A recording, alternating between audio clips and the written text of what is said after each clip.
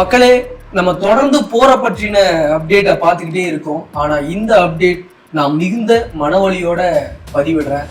உலக நாட்டுல என்னதான் நடக்குது, மக்கள் சாதாரண மக்கள் கொத்து கொத்தா சாவர அவல நிலை ஏற்பட்டு இருக்கு. இன்னைக்கு ஈரான்ல உள்ள 8,90,00,000 மக்களோட வாழ்க்கை என்ன ஆக போகுதுன்ற கேள்வி வெளியே வந்து அமெரிக்க அதிபர் டொனால்ட் ட்ரம்ப் அவர்கள் ஸ்ட்ரைட் ஆஃப் ஹார்மஸை 10 நாளைக்குள்ள நீங்க ஓபன் பண்ணலனா உங்க நாடு மிகப்பெரிய பேரழிவை சந்திக்கும்னு சொல்லிட்டு அமெரிக்க அதிபர் தெரிவித்திருந்தார். இன்னைக்கு அந்த 10 நாள் முடிவடையுது.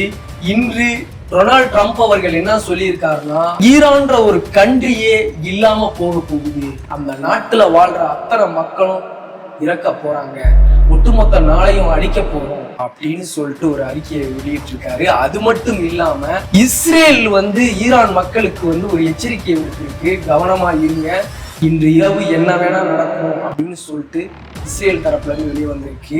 என்ன நடந்திருக்கு, என்ன நடக்க போகுது, எல்லாத்தையுமே விரிவா பார்ப்போம். Welcome to decode by MS Sarathi. Iran Israel போர் தொடர்ந்து நடந்துகிட்டு இருந்துச்சு. அந்த டைம்ல ஸ்ட்ரைட் ஆஃப் ஹார்மஸ் கப்பல் வழி போக்குவரத்தை முடக்கி வச்சிருந்துச்சு ஈரான்.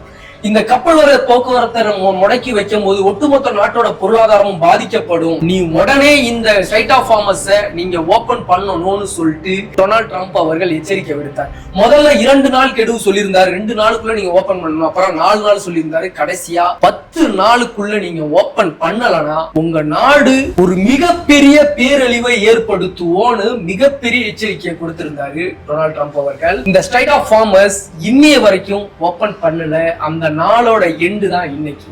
ஈரான் தரப்புல இருந்து என்ன சொல்லப்பட்டிருக்குன்னா, இந்த போரை முடிக்கிற எண்ணத்துல நாங்க இல்ல, ஸ்ட்ரைட் ஆஃப் ஹார்மஸை நாங்க ஓபன் பண்ண முடியாது அப்படின்ற மாதிரி ஈரான் தரப்புல இருந்து சொல்லியிருக்காங்க. அப்படி நாங்க இந்த போரை நிறுத்தணும்னா எங்க நாட்டுக்கு ஏற்பட்டிருக்க இழப்பை நீங்க கொடுத்தால் மட்டும்தான் இந்த போரை நாங்க நிறுத்துவோம் அப்படின்னு சொல்லிட்டு ஈரான் தரப்புல இருந்து தொடர்ந்து அட்டாக் நடந்த பண்ண உள்ளது. அவர் டொனால்ட் ட்ரம்ப் வெளியிட்ட ஒரு அறிக்கை தான் மிகப்பெரிய ஒரு அதிர்வலையை ஏற்படுத்தியிருக்கு. என்னன்னா, நாங்க சொன்னதை இன்னைய வரைக்கும் ஈரான் பண்ணல. ஈரான்ல 47 வருஷமா மக்கள் அங்க துன்பப்படுறாங்க, அங்க நிறைய பிரச்சனையை அனுபவிக்கிறாங்க. அந்த பிரச்சனைக்கு எல்லாமே இன்று இரவு நாங்க முடிவு கட்டோம். அவர் என்ன அர்த்தத்துல சொல்றாருன்னா, இந்த நாட்டையே ஒட்டுமொத்தமா நாங்க அழிக்க போறோம் அப்படின்ற மாதிரி அமெரிக்க அதிபர் அவர்கள் சொல்லியிருக்காரு.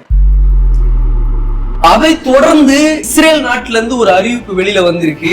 ஈரான்ல ரயில்வே போக்குவரத்துல யாரும் 9 மணிக்கு மேல பயணிக்க வேண்டாம், ஈரான்ல ரயில்வே பக்கம் கூட நீங்க போகாதீங்க அப்படின்ற மாதிரி இஸ்ரேல் தரப்பு சொல்லியிருக்கு. இப்ப இதை எல்லாத்தையுமே ஒரு கால்குலேஷன் பண்ணி பார்க்கும்போது இன்று இரவு ஈரான்ல என்ன நடக்க போகுது, எவ்வளவு பெரிய அழிவை கொடுக்க போறாங்கன்னு தெரியல. ஏற்கனவே இஸ்ரேல் ஈரானோட ஆயில் பேசஸ்ல தாக்குதல் நடத்த ஆரம்பிச்சுட்டாங்க.